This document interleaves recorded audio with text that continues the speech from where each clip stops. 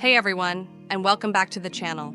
If you're new here, we go through real stories, ones that'll make you think, feel, and maybe even see your own life a little differently. Yesterday was supposed to be the happiest day of her life. Instead, it turned into something she'll never forget, for all the wrong reasons. Let's get into it. My fiancé left me at the altar. Yesterday was supposed to be one of the happiest days of my life, and it turned out to be the worst. My fiancé never showed up to the ceremony. He left me at the effing altar. His friends and family tried to get a hold of him, but all the calls went straight to voicemail. After waiting an hour, I stood in front of all our guests and told them there wasn't going to be a wedding. I opened the reception hall and told everyone to enjoy the food and open bar. Even if there was no ceremony, I still wanted them to have a good time. I tried to call him a couple more times, but after 3 failed calls, I stopped. I told everyone else trying to reach him to stop too. He made it clear he didn't want to be found. I didn't cry. Not in front of everyone. I wasn't going to give anyone that. His mother came to me sobbing and apologized. She said how disappointed she was in him, how sorry she was. I just shook my head and stuck with her most of the night. I didn't want her crying for something that wasn't her fault. The real MVPs? My friends. They did everything to keep it from being awkward. They played music, danced, and one of them even went home to bring back a projector and a game system for the kids and teens. They saved the day in their own way. My would-be brother-in-law Ethan kept me from getting completely shit-faced. I really wanted to, but he told me it would just make things worse and more awkward. So I tried to stay present and keep everyone smiling. After 11, I told everyone who brought gifts to take them back. A few refused and made me keep theirs anyway. Now I'm back at the hotel we booked, alone. This morning I saw a couple of missed calls from my fiancé and several messages I haven't opened yet. I'm angry. He humiliated me in front of everyone, family, friends, people we love. If he had cold feet, he could have just said something. I had my friend message him that I want to be left alone, and that if he shows up at the hotel, I'll call my brothers to have him removed. So far, he hasn't shown up, but I'm still getting phone calls from his friends. I'm rethinking everything now, our whole relationship, whether or not there's even a future here. Another issue, I have an extra plane ticket. It was supposed to be for our honeymoon. Since he's not here, I decided to go on the trip anyway. A few of my friends are coming, but not for another week. Last-minute stuff like childcare and getting time off. To be honest, I thought about inviting Ethan. He's traveled before, and I've never even been on a plane. He said he'd go for me, and his mom was all for it too. But I don't know if that would cause drama. I wanted to highlight some of OP's replies in the thread. OP, my maid of honor checked for any accidents in the area when he didn't show up. Nothing, and I know his family would have told me if there was. OP, Ethan's a good guy. He stopped me from drinking too much and made sure I was okay. I doubt anything romantic would happen. I've seen his exes, definitely not his type. We've always had each other's backs. OP, I'm not trying to take revenge by inviting Ethan. I just didn't know how to travel. I've never flown before and didn't want to look dumb. Someone gave me great travel tips and I feel way better now. OP, I probably won't take Ethan. If my friend Gabby can't make it, I might just take the trip alone. Someone suggested I swap my ticket for first class, and I might just do that. OP. After reading one comment, I realized something. Maybe I'm not as independent as I thought. This trip might be the first step in figuring myself out. I asked my brother's wife if she could come. She's trying to find childcare. It's a 3-week trip, so I'd just like a little company the first week.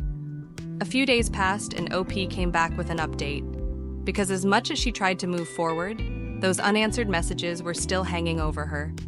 And when she finally opened them, everything changed. So I read my ex-fiancé's messages. He's alive.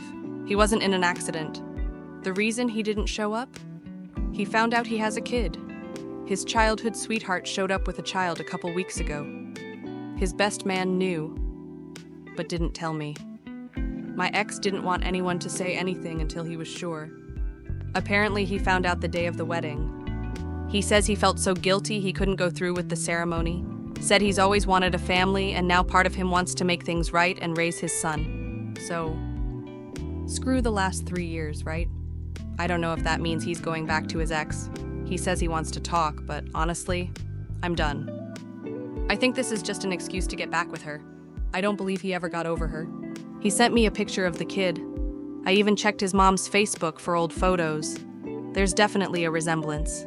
This feels so surreal, like a bad joke I'm stuck in. I feel like there's more going on, something I'm not being told yet. But for now, I'm opening a bottle of wine, my best friend is bringing takeout and ice cream, and I'm just going to do me. Maybe I'll update again after my much-needed vacation. Until then, F you, Ben. You know, after hearing what happened to OP in that first story, I can't help but feel for anyone left standing at the altar. It's not just about being abandoned, it's about the humiliation, the betrayal, and the silence that follows. That brings us to our next story. This time, someone did walk away before saying, "I do," but not for the reasons you might expect. And when our narrator stood up for her, the backlash was immediate. Am I the a-hole for defending a bride who left her husband at the altar? Okay, so boom. Me and my husband went to a wedding. It was his cousin, or maybe niece's wedding. I'm not exactly sure how to describe the relationship, but they were close growing up. The wedding itself was a bit unique. There was a brunch before the actual ceremony, with both the bride and groom there. Then, for an hour, the wedding party left to get ready while all the guests stayed at brunch. Then the ceremony, then the real reception. I thought everything was normal. At brunch, the couple looked happy and excited, maybe a little nervous, but that's to be expected. Now, my husband had told me there'd been some drama leading up to the wedding. The groom's family insisted that his ex should attend. Apparently, they had a good relationship, and she once saved the groom's mother's life. She's an EMT. The bride didn't want her there, but she caved. At the actual ceremony, as you might have guessed, the bride never showed. After a few minutes of awkward silence and music still playing, the bride's father came out and told everyone she had left. The groom was crying. The mother-in-law was screaming. It was a huge mess. At what should have been the reception, they basically just told people to take to-go boxes so the food wouldn't go to waste. Now here's where it gets wild. Since a lot of the bride's family was already in town, they held a mini reunion. At the reunion, the bride told us the reason she left the groom at the altar. At brunch, the groom's ex pulled her aside, said she had recently slept with the groom, and showed the bride a sex tape she made with him. Bride was devastated and left because she didn't want to marry someone who cheated on her. Now the groom's side of the family started slandering the bride all over social media. So the bride's side fired back, accusing the groom of cheating. It was a full-on social media war. The groom ended up coming to the bride's house to explain. Turns out, he didn't cheat. The sex tape was from years ago, back when he and the ex were actually together. His appearance hadn't changed much, so the bride believed the ex when she said it was recent. The ex eventually confessed that it was old, and that she made it all up just to break them up. So you'd think people would be angry at her, right? Nope. Everyone turned on the bride. Her family was pissed, said she wasted money, called her gullible, yelled at her for not letting the groom defend himself first. I thought it was insane. So I spoke up in her defense. I said I would have believed it too if I'd seen a video. Plus, she was basically forced to let the ex attend. That was already crossing a line. Now, the whole family is against me and the bride. It's awkward as hell.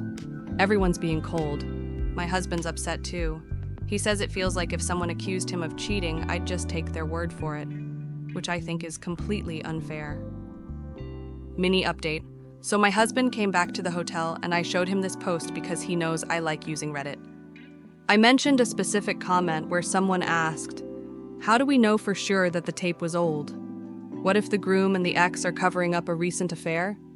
At first my husband laughed it off, but then he started thinking about it. While he was still at the bride's house after I left, because the environment was just too much for me, he noticed something. The groom was groveling, hard.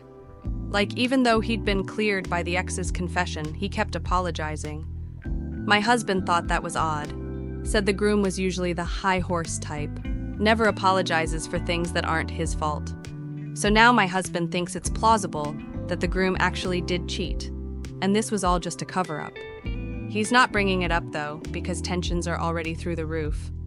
I also talked to my husband about how I felt he was being unfair. He apologized, said he was stressed, disappointed that we spent money and time away from our kid on a wedding that imploded. The bride texted me to thank me for defending her. Most of the slanderous posts have been taken down. And as for the ex, she's now posting sad, dramatic stuff.